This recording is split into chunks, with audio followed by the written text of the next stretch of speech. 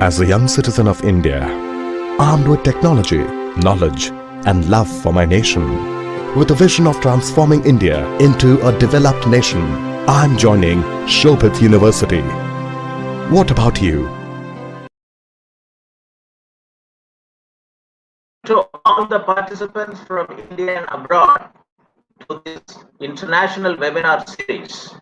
Shobhit Institute of Engineering and Technology Meerut, deemed to be university, and its Centers of Excellence, Center for Informatics Development Solutions and Applications, and Center for Industry 4.0 Technology Studies and Applications, in association with the African Asian Rural Development Organization, ARDO, New Delhi, organized this weekly international webinar series on open source digital technologies towards a self-reliant India, Atmanirbhar Bharat, 7th August 2021.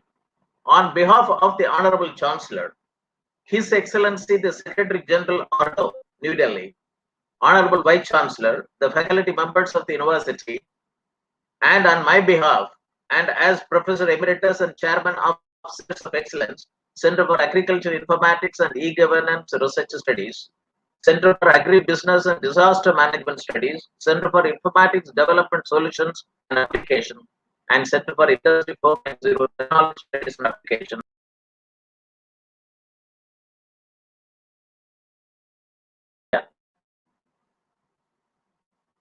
He's a strategy advisor and mentor for MSMEs and startups, including social impact enterprises.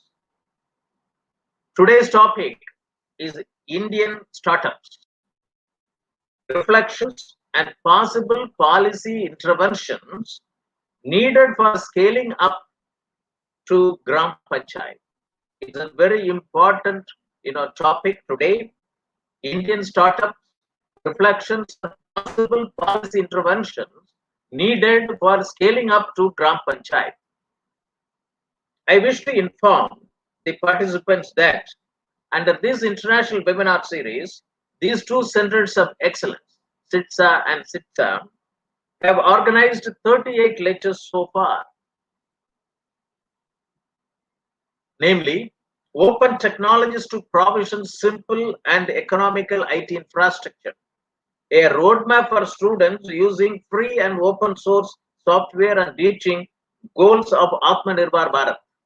Open source software in industrial IoTs for SMEs, free and open source software adoptions and business models, open data platform for smart digital government, technology imperatives make in India for self-reliance, edge artificial intelligence, data governance for self-reliant India, digital India transforming governance and society, India email service, citizen@indiamail.com in 22 constitutionally recognized languages, ecosystem architecture for digital transformation, education system cyber critical infrastructure, seizing opportunities of open innovation and value creation network in the digital world for self-reliant economy, ensuring food safety and compliance through technology, Digital India, urgent need for semiconductor manufacturing in India, technology investment in agriculture value chain, role of foreign direct investments,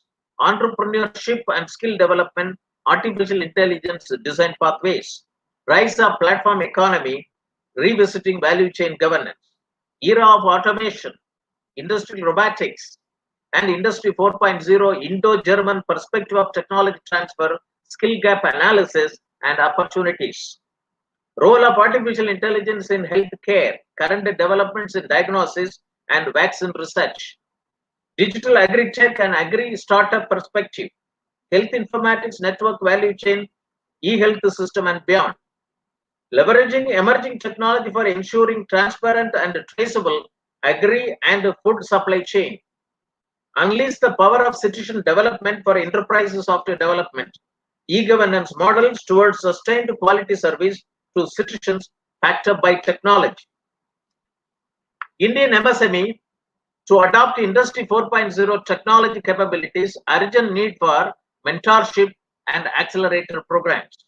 Building public digital platform using microservices and APIs. Health informatics network value chain early childhood development and learning, health informatics value chain, clinical AI, interface between machine learning and health informatics, health informatics network value chain, importance of social medicine and community health in times of health emergency.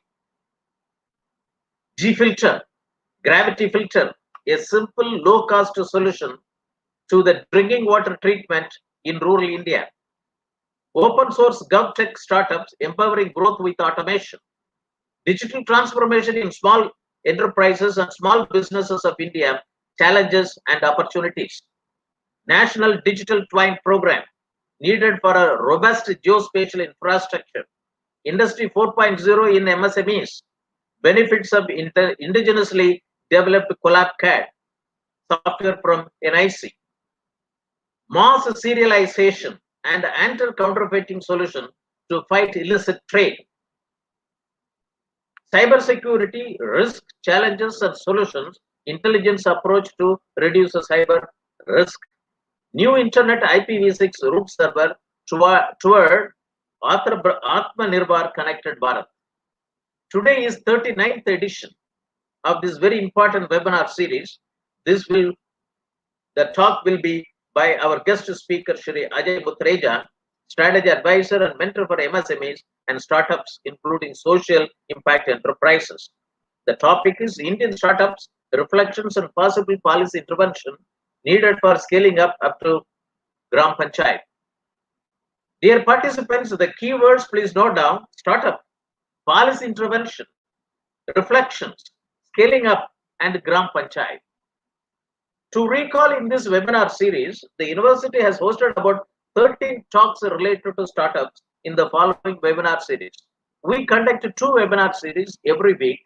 International webinar series on open source digital technologies for self-reliant India, that is on Saturday, and weekly webinar series, national webinar series on doubling farmers' income by 2022. That's on Thursday at 11 a.m. In the open digital technologies, we on 5th December, a talk on seizing opportunities in open innovation and value creation network in the digital world for self-reliant economy by Dr. Jebamali Vinanchi Arachi, the former principal advisor to the Director General UNIDO. On 30th January 2021, a talk on digital agri-tech and agri-startup perspective by Mr. Deepak Parikh. And on 12th June 2021, a talk on government open source GovTech startups, empowering growth with automation by Mr. Prakash Ramaswamy, strategic advisor, autometry technology. On 19th June 2021, digital transformation in small enterprises and small business of India, challenges and opportunities. Mr. R.K. Jayabalan, founder and CEO of Conso Tree. On 17th July 2021, talk on mass serialization and anti-counterfeiting solutions to fight illicit trade and by John Samuel, an young entrepreneur and founder and CEO of Razlan, a P2B startup. He is just a BTech second-year student, computer science. National webinar series on doubling farmers' income by 2022. On December 3rd, 2020, talk on digital agri-tech and industry perspective by Dr. Sangeeta Mandrata. On 25th February 2021, talk on artificial intelligence-enabled pest management technology for agriculture crop protection without pesticides. On 11th March, a talk on poultry monitoring, AI-based poultry monitoring solutions. On 27th May, a talk on dairy informatics network value chain, a dairy tech startup perspective for farmers' income increase. On 3rd June 2021, a talk on spices informatics network value chain, a turmeric startup perspective for farmers' income increase. On 10th June 2021, a talk on generating sustainable on-farm income through fintech intervention. On 1st July 2021, a talk on bioenergy supply chain, a business opportunity for rural enterprises and FPOs. On 8th July 2021, talk on tech enabling India's tech star farmers for many-fold increase in productivity and income. On 15th July 2021, a talk on open insurance ecosystem. Open insurance ecosystem for agriculture producers, risk management solutions to overcome repercussions on farmers' income, market stability, and food safety. And this is some of the things to which I thought that I should inform to the participants and to the guest, our guest speaker. Atmanirbhar Bharat, a road ahead. It is the vision of our Honorable Prime Minister of India, Narendra Modi, of making India a self-reliant nation, rested on 5 I's: intent, inclusion, investment, infrastructure, and innovation, and based on 5 pillars: economy, quantum jump; infrastructure, one that represents modern India; system, 21st century technology driven; vibrant demography; and demand, whereby the strength of our demand and supply chain should be utilized to full capacity. Digital India program aims to transform India into a knowledge-based economy and a digitally empowered society. Digital world, the rise of platform economy, which is emerging, and evolving digital economy is closely associated with several frontier technologies and fueled by data. Technologies include blockchain, data analytics, artificial intelligence, 3D printing, Internet of Things, automation and robotics, and cloud computing. Industry 4.0 is today and Industry 5.0 is tomorrow. Digital ecosystems are essential for digital transformation in the digital world. And the key technologies of today's Industry 4.0 are A, B, C, D, E. A means artificial intelligence, analytics, and operation research. B is blockchain. C is cloud, IoT, 5G communications, and D is big data, and E is ecosystem. Digital transformation is facilitated by building public digital platform using microservices and APIs. Investing in digital continues to rise as an imperative for the industry, while with organizations building their capabilities and aligning business models to digital practices. This is from the NASSCOM Strategic Review Report 2021 titled New World, the Future is Virtual. The evolution of Indian startups, as is published by Indian Institute of Technology, Delhi, the website says, we therefore see startups, SMEs, and MSMEs take advantage of starting from scratch with a completely new process, using technology as a force multiplier, starting from scratch with a completely new process, using technology as a force multiplier to focus on new business models, product, and consumer practices.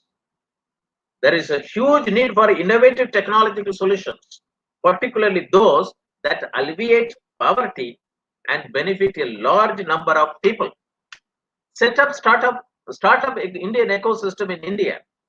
India has a third largest startup ecosystem in the world, expected to witness year-on-year growth of consistent annual growth of 12 to 15%.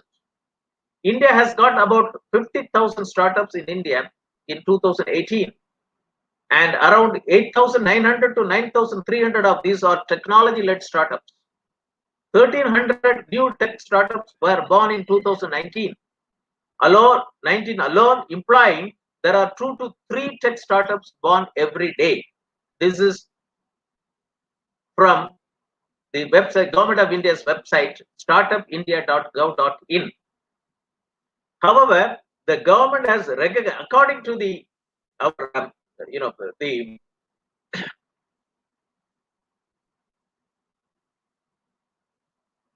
startup, this website, the government has recognized 41,061 startups as of December 23rd, 2020, according to our economic survey.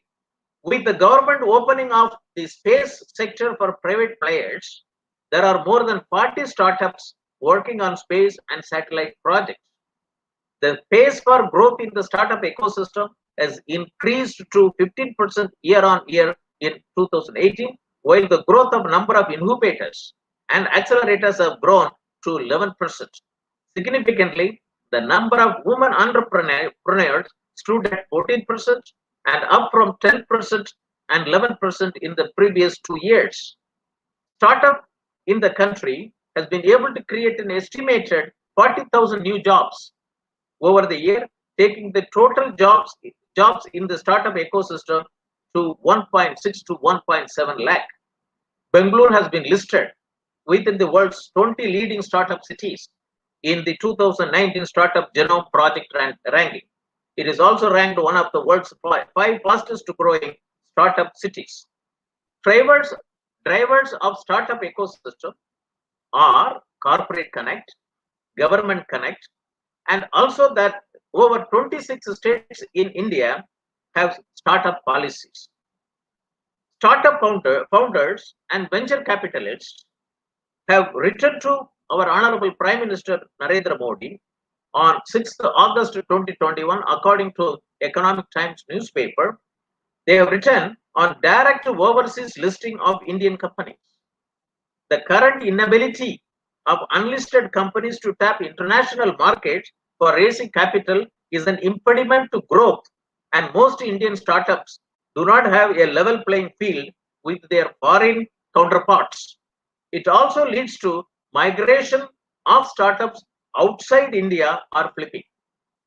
Valuation of sectors like software as a service, insure tech would be more abroad. What might work for a consumer company here might be different for another sector focused startup. Agri-Tech India, emerging trends in 2019 according to NASCOM, it is market linkages, digital agriculture, better access to inputs, farming as a solution, and financing. These 5 areas, the NASCOM report, identified as an emerging business opportunities in deep agri-tech startups. Digitalization of agricultural production system for empowering farmers, for increasing their income. Agricultural logistics is the backbone of agribusiness and agricultural marketing is the brain behind value realization. Agricultural logistics is the backbone of agribusiness and agricultural marketing is the brain behind value realization. Farmers produce must connect with multiple avenues to obtain value at each place across time and space and in various forms. Volume 12B of the Doubling Farmers Income Committee report submitted to the government on September 2018 in its chapter 10, which I have been associated as the subcommittee chairman, talks about 7 mission mode projects to be operationalized. Digitalized agriculture, digital technology and innovation in agriculture, Digital India, Make in India, Skill India and Startups India programs for transformational reforms in agriculture sector in 3 categories: smart rainfed farming, smart irrigated farming, and smart tribal farming. Digitalized agromet and advisories and agricultural risk management solutions. Digitalized agricultural resources information system and micro level planning for achieving smart village and smart farming. Digitalized value chain for about 400 agriculture commodities. Digitalized access to inputs, technology, knowledge, skill, agriculture finance, credit, marketing, and agribusiness management formats. Digitalized integrated land and water management system. Digitalized farm health management for reduction of farmers' loss, which include farmer health, plant health, animal health, soil health, water health, and fishery health. And there are 3 farm acts enacted during 2021. They are all a game changer. With these 3 farm acts and the 7 mission mode projects, as identified in the Doubling Farmers Income Committee report submitted to the government on 2018, the 7 mission mode programs and these 3 farm acts which support farming as a business. Farming as a business can result in 2.25 lakh deep agri-tech startups, one in every Gram Panchayat, to help 14 crore farming, 14 crore operational holdings, out of which 85% are related to small and marginal farmers. This much feasibility is there. One per every Gram Panchayat means 2.25 lakh deep agri-tech startup to facilitate 400 agriculture commodity value chain to help 14 crore operational holdings in the country. Farm Extension 4.0, which has got about 12 very important verticals. This also can become a very good agri startups, for the country at the rural level. So the committee's Centers Committee on Public Farmers' Income has recommended boosting digital insight in the farm sector with the tools such as remote sensing, geographical information system, data analytics, and cloud computing, and etc. etc. 7 measurable programs and 3 farm acts can facilitate 2.25 lakh agri-tech startups at Gram Panchayat level. Agriculture cooperative societies and e-governance system can convert themselves into more than 1.5 lakh agri-tech startups in cooperative sector. Google for Startups Accelerator, they also have a scheme, Sustainable Development Goals. They conduct a 3 to 5 months program for startup companies working on products, services that advance one or more of the United Nations Sustainable Development Goals. Google for Startups Accelerator, Sustainable Development Goals. And in order to promote agri startups with a view to attracting budding entrepreneurs to the farm sector and boost exports, supporting the Prime Minister's vision of doubling agri export, Indian Chambers of Food and Agriculture, ICFA, launched its 1000 agri export startup program in February 2021, and to provide budding export startups with the needed monetary support and technical assistance. On 4th May 2020, the Honorable Union Minister Shri Nitin Gadkari has said that the Ministry of Micro, Small and Medium Enterprises Ministry was working on the agro MSME policy for nurturing entrepreneurship in rural, tribal, agricultural and forest area. A National Institute for MSME training activities have focused on adding value to agricultural commodities across the value chain of economic transaction that links input providers, farmers, traders, processors, logistic providers, distributors, retailers, and consumers. Agri entrepreneurship seems to have emerged as a sunrise sector in the post-COVID phase, offering opportunities in agriculture and allied sector. Agri-tech is a value innovation, as agriculture in India has a unique bond. Startup Agriculture India is the result. The Centers of Excellence of the University promotes Startup Agri India through its 2 weekly webinar series, National Webinar Series on Doubling Farmers' Income by 2022, and International Webinar Series on Open Source Digital Technologies towards Self-Reliant India. The university has completed so far 78 editions. Proceedings of the National Webinar Series on Post-COVID-19 Sustainable Uttar Pradesh 2025, which I have organized it, along with the Soviet University has organized it along with Indian Institute of Management, Lucknow. The recommendations, I quote, so far, incubators, accelerators are located at IITs, IIMs, central universities, and universities, etc. And, having startups located in incubation centers and accelerators of higher education institutions was all right. But there was a necessity to have a public policy in place to network startups in agri sector or at panchayat level to higher educational institutions. As of today, facilitating such startups located outside incubation center or accelerators of NGOs or higher education institution has been very restrictive in nature. So recommendation related to agri startups and entrepreneurs as follows: establish a startup in the area of food processing and animal husbandry by adopting management methods to facilitate both farmers and consumers, as the jobs available in the village are related to food processing and animal husbandry sector.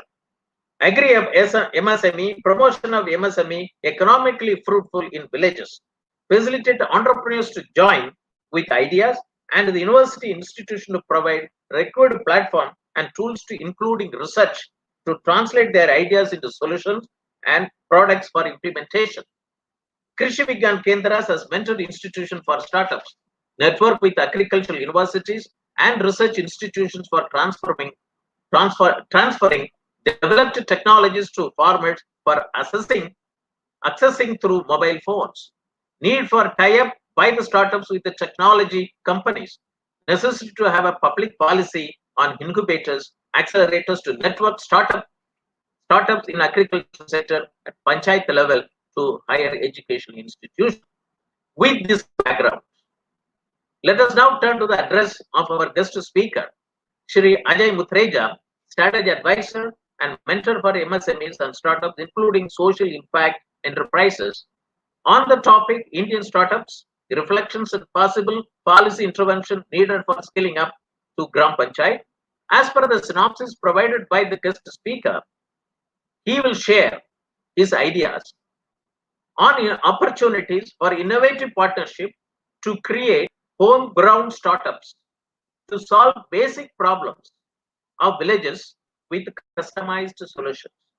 This is the first time we will listen to an expert of his stature who will talk on opportunities for innovative partnership at grassroots level, at village level. This topic, Shri Ajay Muttreja ji, this topic will motivate and galvanize the participants watching over telecast through facebook.com Soviet University India or youtube.com Soviet University in or linkedin.com company Soviet University for motivating them to harness the power of transformers technology and establish one startup in each panchayat, resulting in about 2.25 lakhs of startups in India. This will lead to self-reliant India in agriculture, Atmanirbhar Bharat in agriculture. Let me introduce our guest speaker to the participants.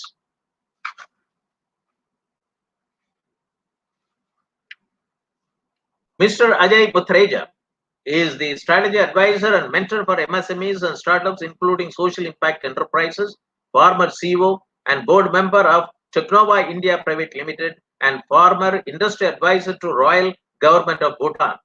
Shri Ajay Muttreja graduated as a mechanical engineer from IIT Kanpur, has done post-graduation business management from IIM Ahmedabad.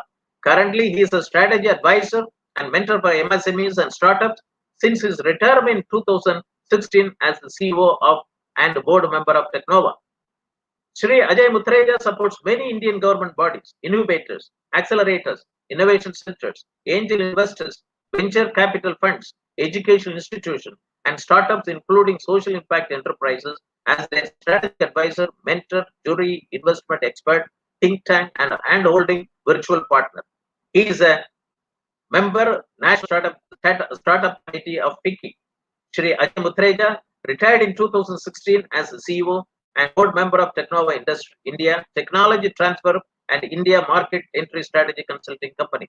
During his 3 decades with them, he was instrumental in bringing 1,000+ foreign companies to enter India and set up their India startup operation, as well as help in scale up of their Indian subsidiaries. Many of them are highly profitable, well-known brands and created millions of jobs in India. Shri Ajay Muttreja was also a former industry advisor to Royal Government of Bhutan 1985 to 87. We welcome Shri Ajay Muttreja to our international webinar series on open source digital technologies for self-reliant India, Atmanirbhar Bharat, to talk on Indian startups, reflections and possible policy interventions needed for scaling up to Gram Panchayat. Over to you. Thank you. Thank you. Thank you very much, Professor Moni. Let me first of all start with some of my experiences from 1980 when I was a student at IIM Ahmedabad. This was the first exposure I had interacting with Mrs. Ela Bhan Bhatt, who was in the process of founding his SEVA, Self-Employed Women Association. This is the first time I understood how important is a startup venture uh, to make an impact in the rural Bharat. Even though we were initially focusing on the women living in both Ahmedabad and neighborhood areas in the villages to help them get employment, but we started looking at its impact at the nationwide level and what can be done. When I joined Royal Government of Bhutan in 1985, I came across hundreds of startup initiatives funded by UNIDO and other international bodies to help local entrepreneurs in Kingdom of Bhutan to make some impact in their own society and others. And I found there were lots of lacunae, and even though they were trying to replicate the models of Japan or from learning from MIDC in India. So if I look at what India has done in January 2016, the government of India launched the Startup India initiative, which has already transformed the way in which the markets, potential entrepreneurs and investors view startups. This transformation included a slew of policy measures intended to promote startup culture and allow younger population in this country to take risk with their ideas and become job creators rather than job seekers. India's demographic dividend required suitable channelization of human resources. The Startup Action Plan (SAP) of 2016 proposed to address three key areas for empowering potential startups: hand-holding and simplification for startups, funding support and incentives for startups, incubation, industry, academia partnership. What was started in 2016, it has made a great impact. Yes, on paper, we have 50,000 registered startups in this country, but have they made any impact on the ground to the real India? The real India is rural Bharat. Has it actually been percolated because there has been some lack of devolution of authority, responsibility, and resources to the states? Central government in India sometimes does not want to give all the powers to panchayats and village government and to municipals and panchayat wards. So I'm now going to talk about the importance of federalism, which is going to help India's sustainable growth strategy for startups. And I will now start with the work that has already been done by one of the person whom I really respect, Professor Anil Gupta. He compiled more than 5,000 innovations at the grassroots level under his, and gave this information to everybody in this country. It's under the banner of National Innovation Foundation. These grassroots innovations, and I have seen many of them, do not go across even one village to the other. Whatever learnings that people have gained, whether in the area of agriculture, engineering, food processing, energy and environment, textiles and looms, general utility, or even in human health management, animal health management, plant protection, production and organic practices, unfortunately have not percolated. I have been in the last 5 years involved with a number of programs, including Prime Minister's Office program, RUTAC, which is Rural Technology Acceleration Group. I've also been involved through Millennium Alliance programs funded by Department of Science and Technology, as well as USAID and UKAIDC.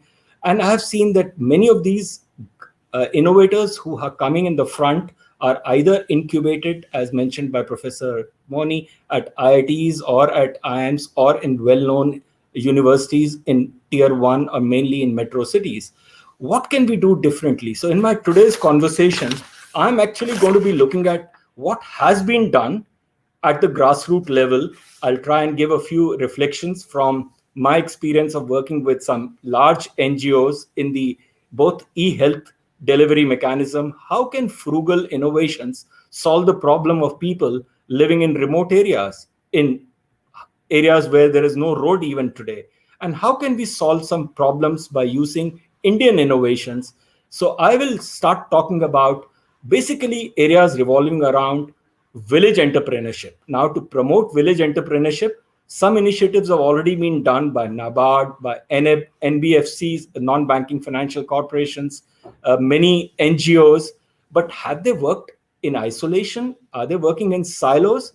Should they not come together and create what I call RBH, or rural business hubs, with very special focus on women entrepreneurship? Why can't we have RBH to impart digital education and skills through common virtual learning facility? Why can't we have agriculture techniques and healthcare techniques provided through these RBH, through rural business hubs, where every Gram Panchayat has to become self-sufficient by developing village entrepreneurs in each village, in his village. And this can be done through virtual mentoring, not only by people who are knowledgeable in that area, but by having senior citizens who have the time and ability to come and work with those people in the villages. Can we have experience learning from other countries? How has Japan experienced this in 1970s and became one of the most developed country in Asia way back in mid 70s and early? Same from South Korea. And why can't we learn this from other successful states of our country? I've seen the various startup policies of Telangana, and also recent ones of Punjab, and some very good policies of even Andhra. Why can't we replicate them? Why do we want to strictly look at rural youth as somebody who will find their own jobs? They need skills, but these skills can be imparted by using new technologies of virtual reality and augmented reality. Why can't we motivate them and impart reskilling of these rural youths, especially many of the people who have unfortunately lost substantial jobs, and they were the single earner in the family, and because they are now reverse migrated to villages? Why can't we train youth on barefoot nurses like paramedics? And why can't we have civil defense volunteers supporting them and training them? There are so many things we can do about agriculture techniques, as Professor Moni was talking about, or water conservation, or environmental protection, or even education. And I'll talk about education as an example. I know many people have been trying to provide education to children in schools where primary education centers do not even have more than one teacher to attend to 4 or 5 classes.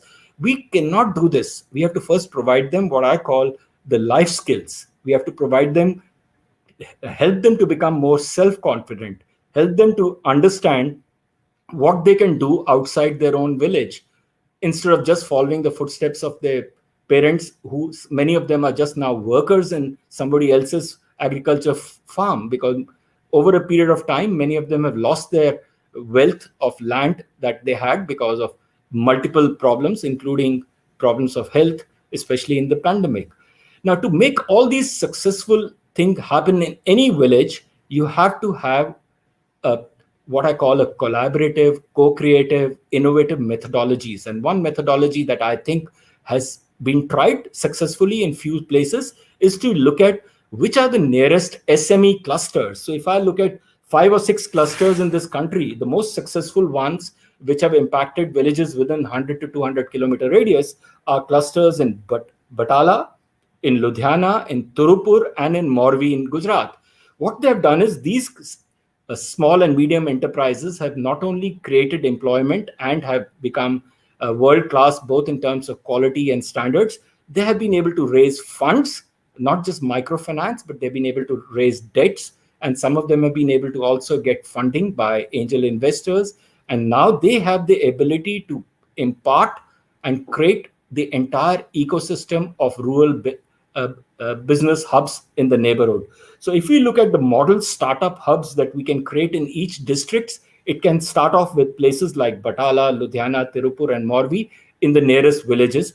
But who do we have to invite first to become get the buy-in? The first person to be invited for a buy-in is village sarpanch or mukhia, or even some of the political party workers who need to be sensitized and trained and reskilled first on the digital and modern livelihood techniques on a top priority, as they carry significant influence on the rural masses, and they can fast track the process once they come on board.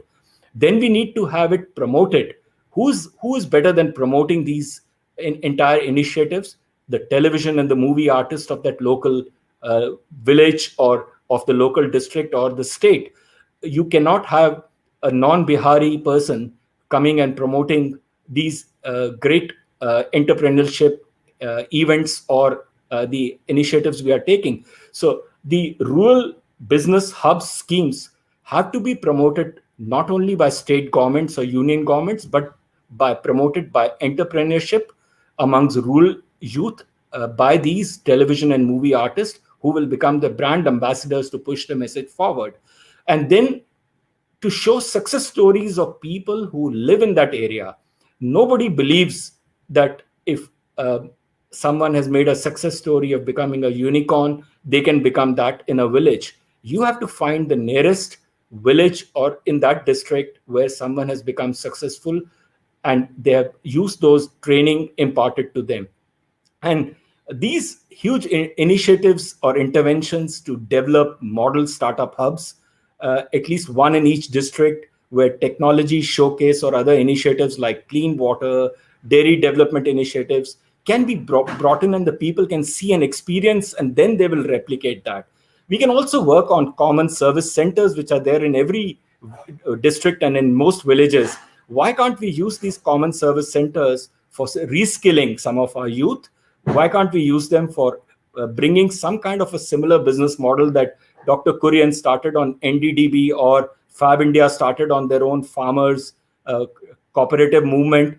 Why can't we try and make every village young person to look at as a shareholder to create new business models in these startup hubs and get your entrepreneurship in a team?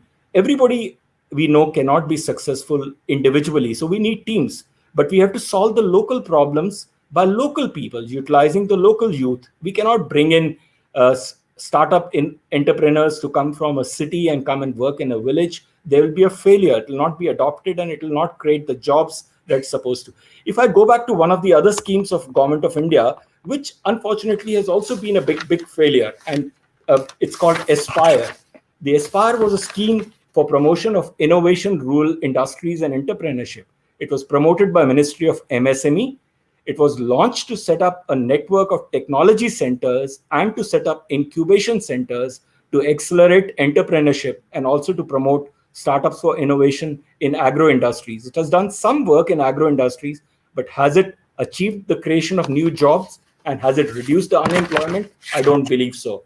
Has it promoted entrepreneurship culture in India? Not at all, at least at the rural India level. Has it provided grassroots economic development at district level? Marginal. Has it facilitated the innovative business solutions for unmet social needs? Not at all.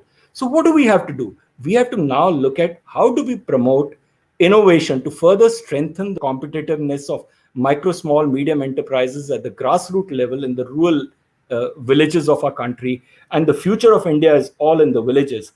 As we all know, the startups, there are more hungry startups and more successful startups coming from tier 2 and tier 3. Why can't they come from in future from the rural Bharat, which is where we need to work on?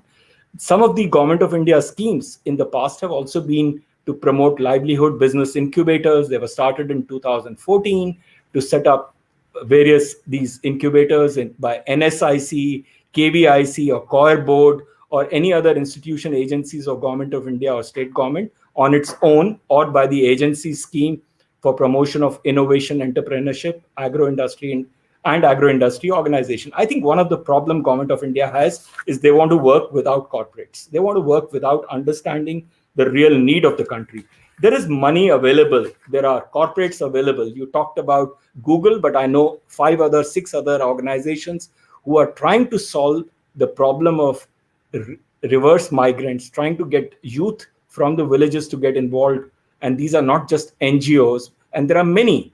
So in the last calendar year, I've been actively involved with one of the large NGOs and trying to look at how can they build the financial sustainability without depending on grants. How can we also look at the self-help groups? Today, Government of India is also trying to look at initiatives of vaccination through self-help groups. Why can't we use same SHGs in this country to provide skill development to women for entrepreneurship or even to children, and they become then the job creators and also stand on their own feet rather than getting into the wrong direction of either violence or drug or just remain unemployed youth in the place. And we have to look at examples of what people have done in other countries. The best example I can talk about is Japan again. I know way back in 1971, all the villages in Japan in the vicinity of Tokyo, they were told that you have to look at integrated village development model with the local people working on it. So they started working on creating cooperatives and started working in number of areas, which started helping them to become reasonably self-sustained. And then the entire village, with the one of the rich person leading that kind of a movement of cooperatives or trust, became very successful, and then it was followed by others. So NABARD, NBFC, NGOs, there are so many of them, and we have to identify which NGOs are good. We can't work with everybody, and we need to work on innovative public-private partnership model between academic institutions who can deliver in smaller towns and in villages, and partner with NGOs and with self-help groups, or with even barefoot workers, and with number of organizations, including FPOs, FPCs, common service centers that I talked earlier, or NICs. And we have to involve the local sarpanch and the mukhia to create this. And India is in the process of setting up a social stock exchange where every startup, even with, and today is the first time that when Zomato was allowed to get listed on the Indian stock exchange, even though they were making losses. So social stock exchange will also allow all startups, whether they are loss making or whether they have just started, to raise first to get themselves listed if they want to, and also they can get debt funding from the social stock exchange. There are so many angel investors and venture capital funds that I'm aware of who are eager to help India. There is venture philanthropy that is available in the world. There is money available through crowdsourcing and crowdfunding, where people have been trying to help each other during the pandemic, whether it is for ventilators or whether it is for helping people who got impacted badly. What is most important right now is that we have to look at some examples of success stories and create some small steps of customized problem solving, which is easy to get funding, whether it starts in the area of e-healthcare services, where a common service center, which can be run by village level enterprise, supported by funding initially from Government of India. And then they could even, these e-healthcare facility can also make some money through Ayush or Ayurved, other than providing some kind of basic nursing facilities at home. People don't have, in smaller villages, they don't have good healthcare facilities, and they do not have the time and the money and the ability to travel to the large hospitals far away. So why can't we take on the back of a motorcycle the entire hospital, or even on the back of a cycle or on the back of a mule, wherever the roads are not available? Today, India is lucky that we have one, connectivity of road in many cases. I would not say 100% of the cases. There are remote places in where some of our poorest of the poor live in forest. They may not have the connectivity on road, but many places also have now the at least the Wi-Fi connectivity, or some kind of a 4G or 3G connectivity, which is where we can take advantage of the industry 4.0 technology and applications for the poorest in this country. So what we need to look at is, what is it that will make micro entrepreneurs at grassroots level? Every village has its own problems, and these problems cannot be solved by outsiders. So we need local skills, local people to be trained to do this.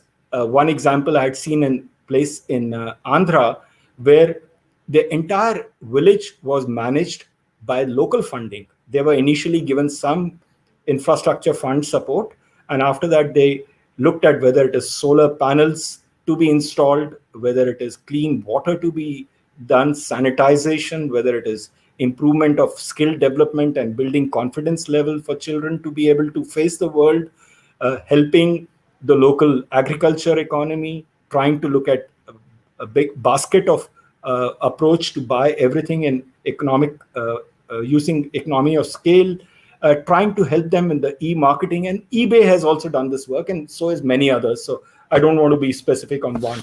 Like this, we can talk about some great work is also done by some of the institutions in Patna. They have been working through their EC cells. So I'm sure there are many e-healthcare facilities that are being provided.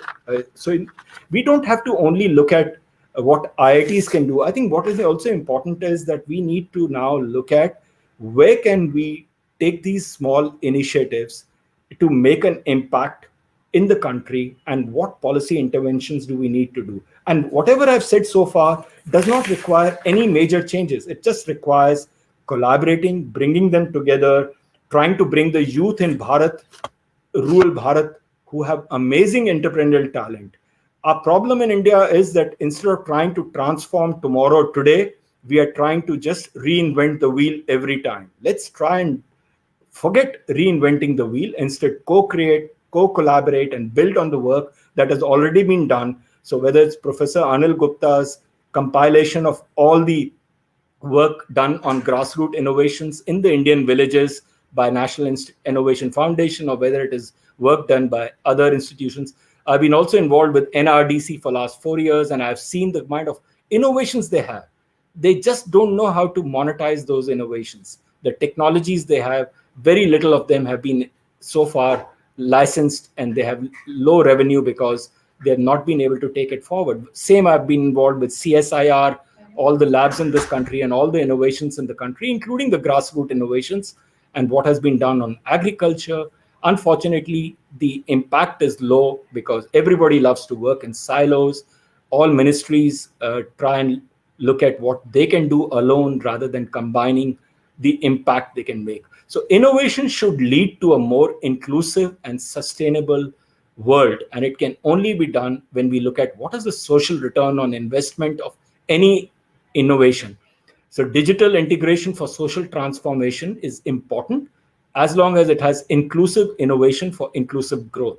So innovation to be aligned to the target market. Do we even know what are the real needs of each village in this country? Every village may have a different need. Some may have common needs. Let's evaluate the parameters for our innovation and try and do Indian innovations for Indian need in the Bharat of India, rather than trying to just replicate the e-commerce experiences or any other experiences that we have done abroad. So I think one of the things that I have learned very early in my life is that unless we focus on capturing, discovering, and transferability, unless we connect rather than working in silos, unless we observe, brainstorm, research, build, and communicate, we will not be able to make an impact.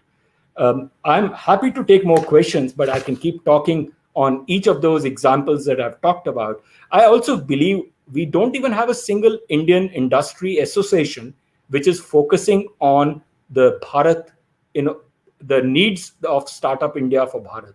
I have been involved with Startup India also, and I know they have been able to get some great innovation and startups listed from tier 2, tier 3, and tier 4. But now we have to look at local success stories and broadcast them with local ambassadors or by using some TV or movie actors.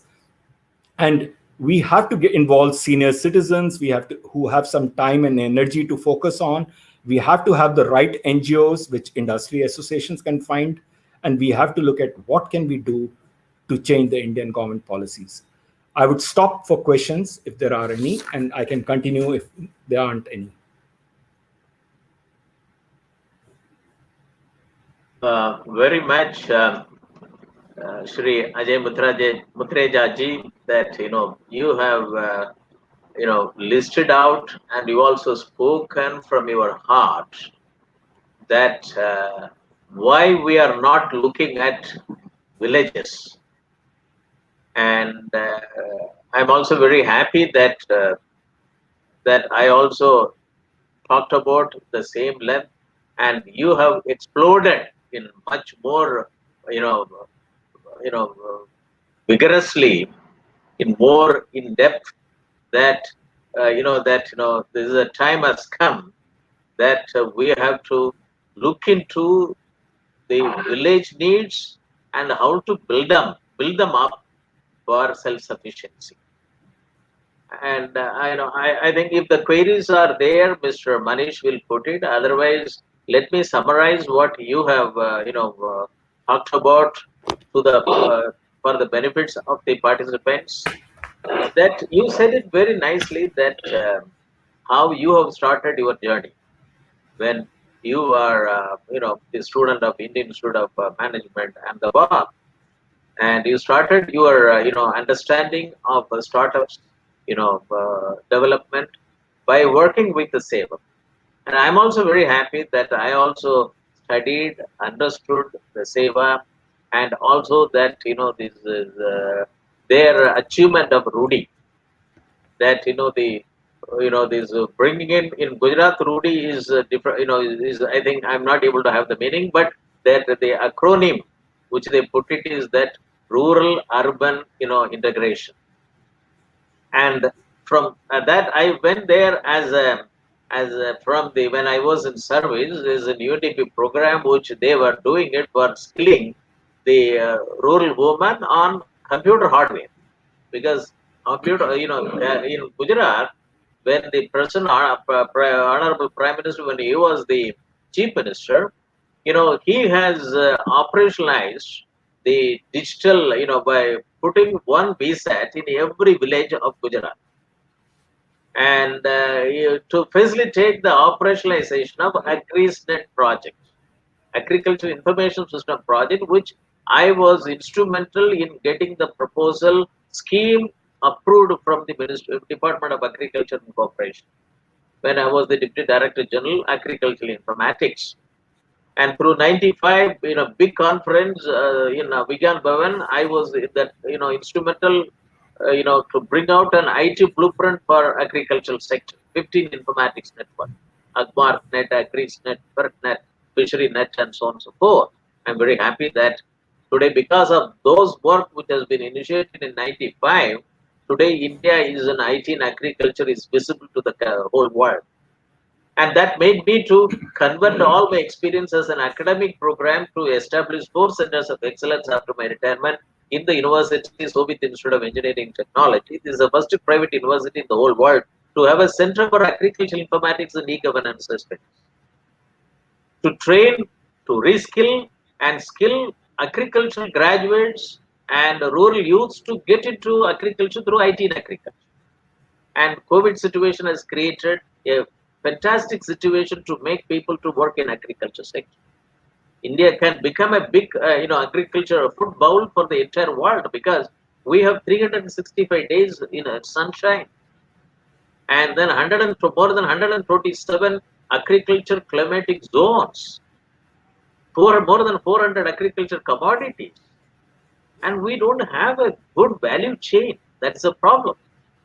And so if the digitalization of agriculture can come into that, India can be a big, economy. Indian economy is based on agriculture. So digitalized Indian economy can be the biggest economy in the whole world in India. So, and I'm very happy that today you touched the nerve of, of India, that now enough is enough. Now let us look into the village needs. I would like to for your information. When I was the project director to bring in computerization in 512 districts way back in '87, when the former Prime Minister Mr. Rajiv Gandhi set up, to facilitate that, he organized a 5 district collectors conference.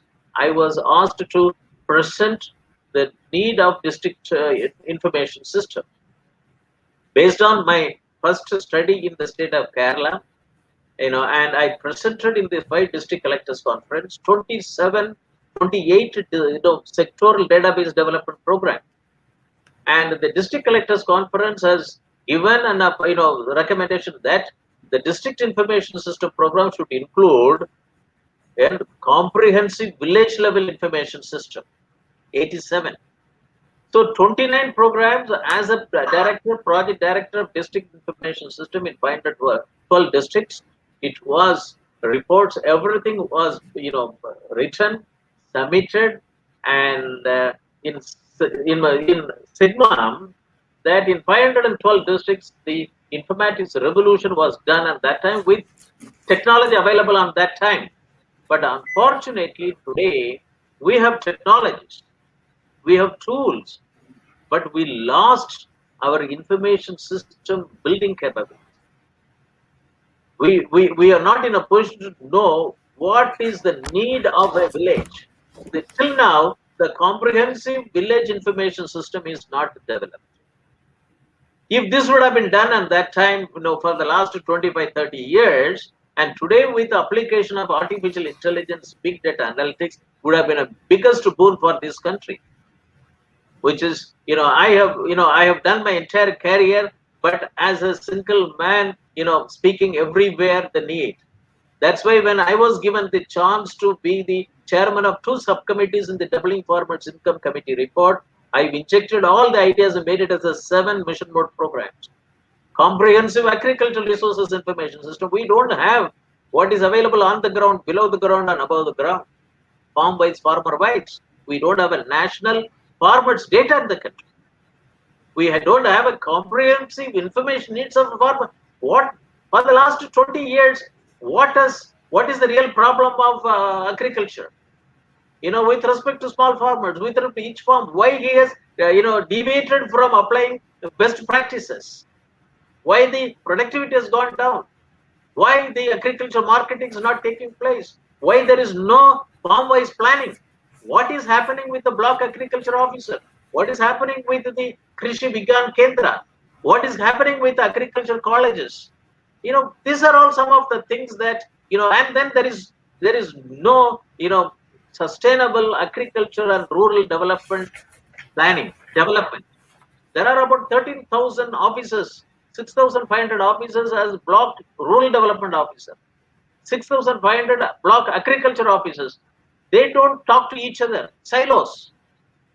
And this 13,000 people, if they are trained, if they are manned by technology people, technocrats, subject domain specialists, the villages can be, reformed. What you said it very nicely, that we have to transform tomorrow today. I liked that your that word. We have to undertake all the jobs, activities of transforming tomorrow today. And we can't do transforming today, not tomorrow. And this is a very important thing. And then you also said it, village needs to be addressed. It is towards my heart. It is very near to my heart. And this is, proformas were made available. Village level information system. Smart village as a concept scheme was approved. I was instrumental to get it approved as a 5-year plan scheme, approved by Planning Commission in 2002. I asked for one pilot village in every state, 28 state, and one in Andaman Nicobar Island. I was not allowed to, undertake this pilot project, even though money was available. Smart Village Program 2002, when the Honorable Prime Minister announced a smart city in 2014, I rolled out the scheme, proposal from the university, and I've included in the, in the Doubling Farmers Income Committee report recommendation, volume 12B, chapter 10. So Smart Village and the 7 mission board programs, which you have listed out so much areas, that how government institutions are working in silos. So the thing is that inclusion and collaboration is important. And if this is not done, we are dealing with 6 lakhs villages, and we are dealing with 14 crore farming operational holding. 85% of the operational holdings are small and marginal farmers. They are the food security people, food network, security net. And if agriculture is not developed, and if the 14 crore operational holdings are not adopting S&T for their production, and how our as you rightly said it, even though the scheme was aspire, the aspiration has not have any impact at the grassroots level. When I read your synopsis, this is where, the question which it was raised in me is that where are we going? Why we are not able to do it? 1,500, more than 1,500 universities in the country. Agriculture colleges alone 450, 100 ICR institutions, 75 agricultural university, and our total districts are about 715. This higher education institution has to adopt one district and work for 20 years, 25 years. Their complete research work should be targeted only on district level problems, village level problems. There is no point in doing research for problems which are needed for other countries. If these 1,500 universities, private, public sector, private and public universities, if they have been given with the government funding that you are located in this district and the district development is in your control through research and development programs, this is the money which is available to you. Either do it or quit. So this is more important. I am very happy. And you also said it, that is, there is no industry association for rural Bharat. And this is a time that I will request you that, Ajay ji, that, let us try to do that, how to have rural, hub, business hub. I want to quote that when Mr. Manishankar Iyer was the Union Minister for Panchayat in 2005, UPA 1, he came out with a big scheme, Minister of Panchayat, that, rural business hub, RUB, rural business hub. And is important. Every Gram Panchayat will have a rural business house, and he will invite industries to come and set up, all, development. Till now, we have now 2005 and 2021, 16 years have passed. This is the right time that, this is, if we are able with the technology available, with all the, both public sector, private sector research, and we are able to target this 2.25 lakhs Gram Panchayat as a startup. It is nothing like that. And agriculture, rural development sector, agriculture, health industries, the three industry sectors are more important. It is digitalized. Our country has got about 63 million small-scale SMEs, units, and they have to be globalized, and they have to be digitally transformed, and best practices to be adopted. And a small-scale industry in Korea and small-scale industries in Tripur, the adoption of best practices should make them as a distance zero for the global through globalization. So this is an important thing that you put it, and you also talked about Professor Anil Gupta. I have also closely associated with him. All the innovations which he has compiled, and it has to find appropriate operationalization impact at the grassroots level. And I'm, lot of institutions talked about it, and you also said it that even though you mentioned about startup policies, Andhra Pradesh, Telangana, and Punjab. No, these are all good startup policies. Why can't we replicate such policies everywhere, wherever it is possible, feasible? So this is some of the things that which you mentioned it, and you also cautioned that village is the future of India.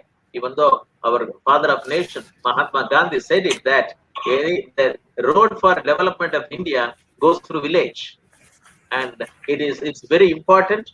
And comprehensive village level information system is going to be the the denominator for any development for rural Bharat, rural economy, and digitalized economy. And we need to have a brainstorming. We have to have discussions and different forums, and concentrated on village level development is very important. That's why I thought that this is your talk is very important, but you have done a wonderful job of bringing out issues related to, you have, even though rightly said it, that is the reflections. You talked about all reflections which are needed with your vast experience in Bhutan.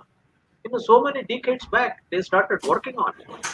And then, now all the reflections and with your vast experience, we would like to hear from you that what type of policy interventions which you wanted to talk about it, so that uh, that are needed for scaling up to Gram Panchayat.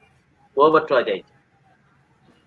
Thank you very much, Professor Moni. So first, I think it is important for Department of Science and Technology to develop new schemes which are dedicated for rural development, for startups and entrepreneurship.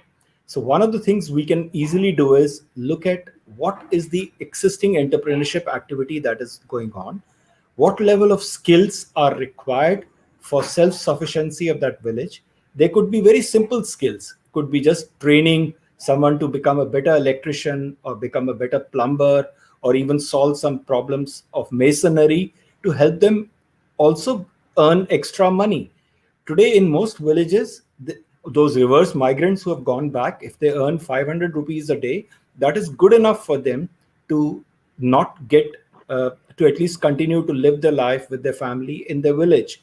Instead of now having more migrants coming from villages, we want more entrepreneurs in those villages, and it can only happen when we look at collaboration link between existing micro, small, medium enterprises in the near by of those villages. I talked about those 4 successful clusters in Morvi, in Batala, in Tirupur, etc. Why can't we look at helping them to now also focus on some collaborative approach to solve the problems of local village with some funding that can also come from Government of India? There is also a science and society scheme of Department of Science and Technology. I believe a lot of money is available. Why can't we use that for these? There is a need to also bring in more active involvement of state skill development programs for the villages, and those can easily be done by using local people to provide the training. So like in the education I was talking about, children are never going to learn anything in a village unless it is through a process of storytelling. And depending on what age you are, storytelling can be from a grandmother or even somebody who has come with training. Children love to learn all the new techniques and gain self-confidence through storytelling. They're not going to learn in classrooms. Also, I understand in most villages, children are not even getting enough physical education because they don't have enough place to play. All the land that is available is owned by somebody else, and they may not be allowed to play on that land. And the primary education centers do not have enough playgrounds. We need to make healthy children. We want to win Olympic medals, but we don't encourage children to play games at the early stage of life. I did talk about common service centers, which can run these village level entrepreneurs. No money is required. All that it is required is just a government intervention, that existing common service centers can be partly pivoted to also provide some support for promoting startup ecosystem. One of them I mentioned was an e-healthcare facility. So these e-healthcare facilities in every place where there is a common service center, they can provide barefoot nurse or a person who is going on a bicycle to every house to check their blood pressure, and if need be, do the other blood and the urine test and get those parameters across to wherever Wi-Fi connectivity is available or any internet connectivity, to get it to a doctor. And have what is very commonly being done today is the entire platform of getting digital media used, and have the consultation required rather than making people walk all the way to the large hospitals or waste a full day or two of their working. Women entrepreneurs is the biggest thing that has not been captured. India has not even tapped 5% of the potential that Indian women have, including in villages. So why can't we focus first and foremost on bringing our Indian women entrepreneurs, train the women? In every village, there are at least 2 or 3 well-qualified women. They cannot just, why should they only become teachers? Why can't they become women entrepreneurs? Why can't we have the digital education and skills first imparted to them and they become the trainers, and then through common virtual learning facility they can train on agriculture techniques, on healthcare techniques, on education for self-confidence building exercise, for water conservation, for environmental protection, and even for better civil work. And if we have local entrepreneurs who can adapt or learn from what Anil Gupta's NIF or many others from even CSIR or NRDC, and there are hundreds of others, all those best practices and learnings can quickly be used depending on where you are. So if you are in a village where barley is produced, why can't we look at food processing of value add on barley to help that person who's right now commanding only 100, and why can't, and everybody else in the middlemen who is adding value including packaging or value add on processing is commanding 500? Why can't we give 500 to the villagers? So this is where I talked about that cooperative movement of NDDB of Dr. Kurian, and this can easily be started by a lot of state governments, by some of the villages themselves. They can also promote, but you have to work in collaboration with many villages in order to be successful on a large scale. But first you have to get a buy-in of a village sarpanch or mukhia and some of the political party workers who need to be sensitized and trained. Many of them don't even know how to use digital media. Their only understanding is through WhatsApp if they have a smartphone. But why can't we help them get skilled on how to use their smart digital device to even do some e-commerce, help in getting business for their own people living in that village or wherever the party workers are involved, and try and get some modern livelihood techniques trained to them. The rural masses are hungry to learn. They can easily come on board.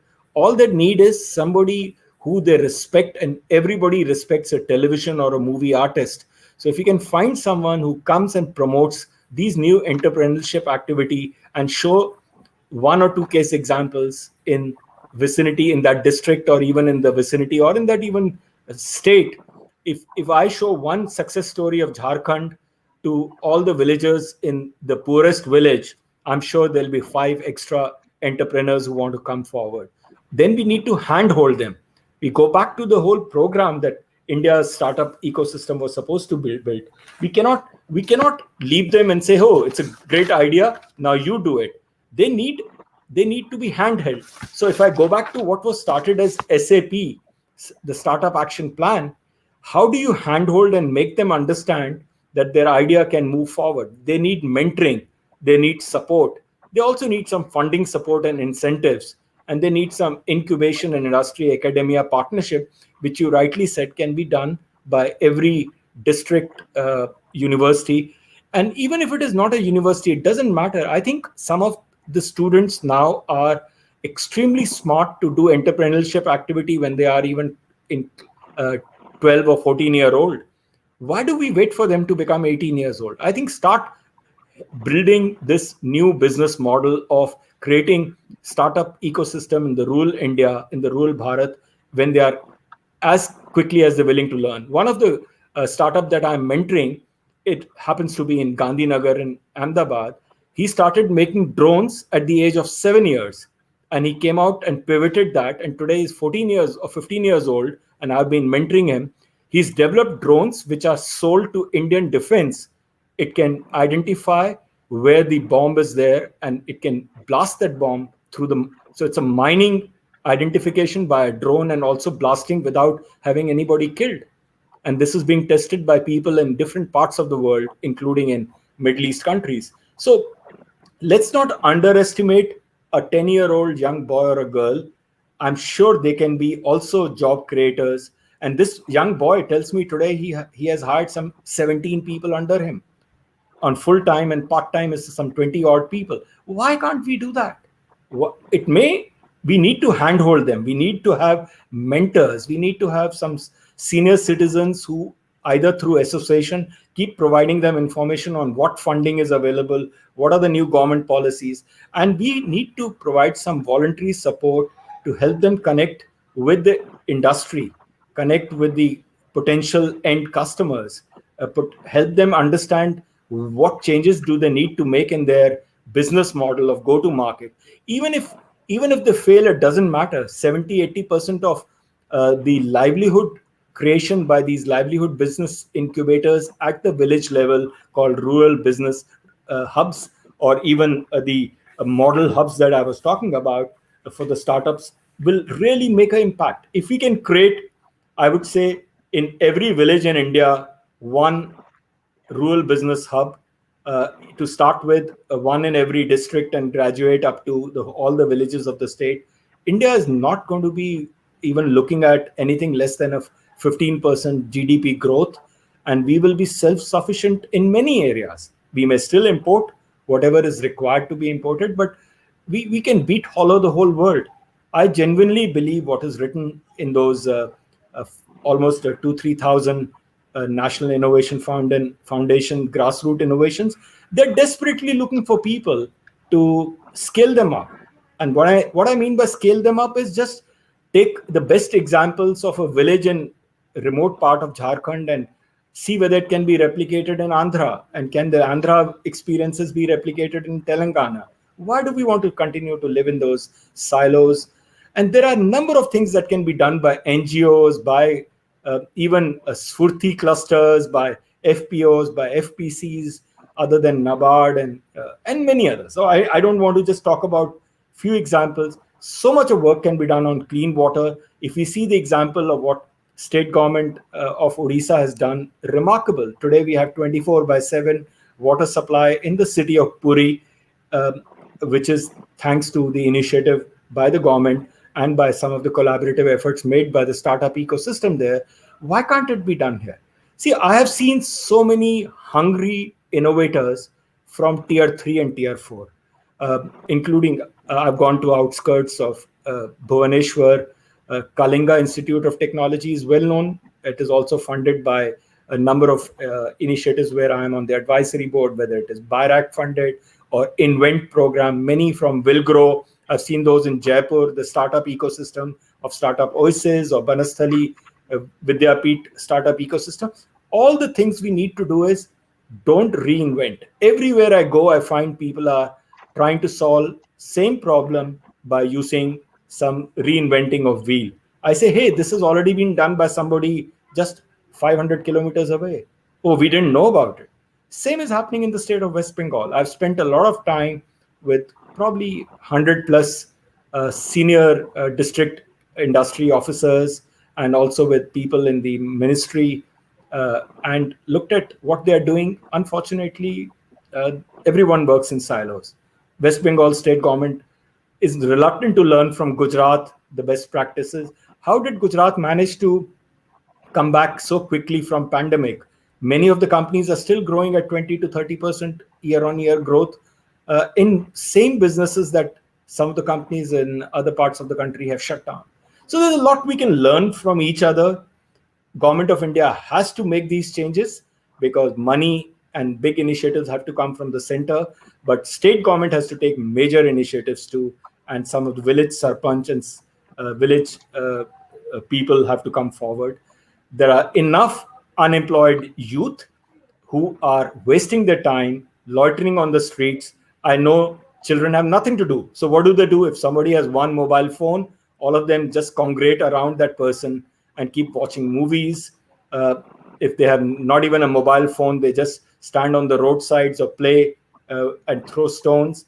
And some of them, unfortunately, then go in the wrong direction because if you have nothing to do, your mind is obviously going to think something which is negative. Government of India has to do nothing new, just pivot even the common service centers to provide reskilling, provide some e-digital learning, provide some e-healthcare facilities, provide some e-education, and everything is possible if there is a will to do. As long as there is a will to do, we can transform tomorrow today. Thank you. Thank you very much, and your emphasize, more, more emphatic. Now after 1.5 hours discussions, and until unless that the way the the removal of silos, the thinking in silos, working in silos, until unless this is, are broken, and we have to, if the walls are not broken, then we will not be in a position to see the, light other side. It is very important that, so, wherever the Berlin walls are there, it has to be broken. That is an important thing. And villages are surrounded by Berlin walls, is within courts, and a lot of opportunities. And I'm strongly feeling that, we have to bring out that a person like you, with this much vast experience working with various institutions, both the national level, state level, and grassroots level, and having a strong, determination to bring this village back into developmental agenda through rural business hub. And you also, so this is the time that I thought that, with the four centers of excellence of the Soviet Institute of Engineering and Technology, and people like you and like-minded people, let us join together and let us bring out an appropriate policy paper to the government. This type of webinars, generates a lot of, policy research papers, and the chancellor of the university, sent to the government for considerations. So, and this is a very important thing that which we should do as a follow-up. And I'm very happy that, those who are listening, those who are, watching your talk and this program, even the member countries of African Asian Rural Development Organization, we will also bring out this policy paper for these 33 member countries of ARDO. India is the leader in this, movement, and the headquarters is in India. ARDO's country's headquarters is in India. So I think, and this today's webinar, would have done, if we are able to bring out this policy paper for consideration, not only in India, in all the 33 member countries of through ARDO, I think we have done our great job today. And Ajay, that it is a very important talk. You made it address, and you also very nicely said it that startups are necessary in the village level, and there are institutions, there are multiple schemes. They are not seeing, they are not looking at each other. Now, at least they should be connected. The digital technology is available, and you have road connectivity, digital telecom connectivity, and so on and so forth. Now the people should get connected, their ideas should get connected through this mode of interactions and inclusiveness. And thank you very much. And from my bottom of my heart, I thank you for your wonderful address today. Very informative, and it's a very insightful address that those people who would like to participate in this movement. And I also said it in the initial that village has got an important opportunity, because village is not like urban. Urban is it's a simple, is a standardized way of living, but village is complex in nature, and problems are complex, but it has to be learned. The problem have to be understood, and agriculture and rural development, innovations in villages are more important, and that's why that this rural business hub, if we are able to more, now give more, emphasize on bringing in startups in this area with 7 mission mode projects, which the Doubling Farmers Income Committee report has talked about it, digital technology in agriculture, and the acts which are now available. I think, the, establishment of, 2.25 lakh, agri startup at village level. Very important. And we have given a number, 2.25 lakhs startup. But at least if to start with what you rightly said it, that let us start with one in every district. That will be the leader for them to motivate the startups in villages and so on and so forth. So I think let us prepare an appropriate proposals or papers to start this one in every district, and a startup based on your vast experience, based on my vast experience, and we both of us must have we have now crossed above I am 68, and you also must be on the same limit. But somebody is telling that the biologically our lifespan can be 130 years. So 70 years is only the mid. It means that that we have to enjoy more. That we can't think that we are already aged. So 60, 70 is the barrier for getting into the other parts of this one. That's what yesterday I was listening that one doctor was is putting in the WhatsApp message that biologically people can live up to 130 years. 70 is the middle part. So thank you very much, and I'm very it is a very important talk today. We had it. Indian startups, reflections and possible policy interventions needed for scaling up to Gram Panchayat. 7 mission mode programs recommendation of the doubling farmers income by 2022 committee report, September 2018. 3 farm acts, 2.25 lakhs startups at the village level, Gram Panchayat level, to facilitate village level entrepreneurship at the grassroots level. And with this, I would like to thank the participants, our guest speaker, and our Honorable Chancellor, and His Excellency, the Secretary General, African Asian Rural Development Organization, for making this program successful today. Thank you very much. With this, we'll close the webinar and leave webinar. Thank you. Thank you. Thank you very much. Greeting from Subic University. Thank you, Ajay ji. Thank you very much. Thank you very much. For more research inquiries, please contact Professor Moni Madaswamy, Professor Emeritus and Chairman, Center for Center for Informatics Development Solutions and Application, Center for Industry 4.0 Technology Studies and Application, and former Director General National Informatics Center, Government of India, New Delhi. My email ID is moni@subituniversity.ac.in. Thank you very much. Have a nice day.